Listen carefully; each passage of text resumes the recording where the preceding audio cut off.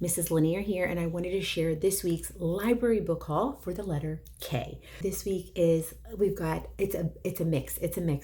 So let's get to it. So we've got K is for koala. Okay, K is koala. This is kind of the nonfiction selection. It talks about koala and other animals that live in Australia, and the main focus, lots of K words, more K words related to the koala. So that's great. We've got Kite Day, okay, a bear and a mole story. This particular book it's got that beginning, middle, and end. It's got social emotional learning. It's repetition. I got a lot of repetition, onomatopoeia, so it's great. The kids will definitely join into this one. We have Nana's Kitchen. This particular book, I did tweak one of the words for my son, and I did replace Nana with abuelita to really make the comparisons to my mom, his grandma. And we did that.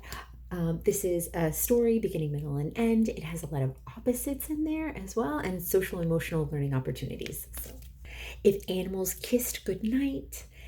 This particular story has that repetition. It has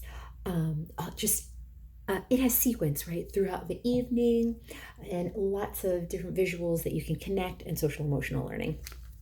Kisses Head to Toe. This is great social emotional learning. It's got that repetition.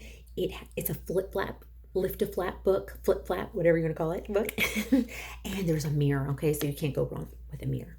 Things I Know How to Do. This particular book has a lot of rhyming.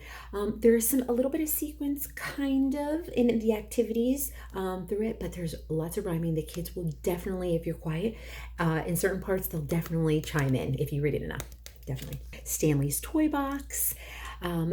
Obviously, you know where I was going with this for this one, but it's got that beginning, middle, and end. It's got social emotional learning opportunities, and it has toys.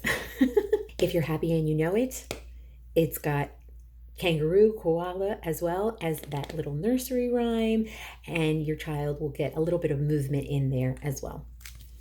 Does a kangaroo have a mother too? There's other animals in this book, but what's great about this is the repetition.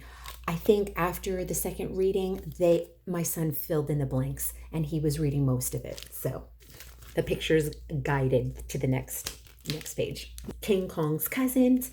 This has a beginning, middle, and end, social emotional learning, a lot of comparisons. So those are our 11 books for the week. Hopefully you can find a keeper in there and add it to your next book haul. Okay, that's it. See you next week.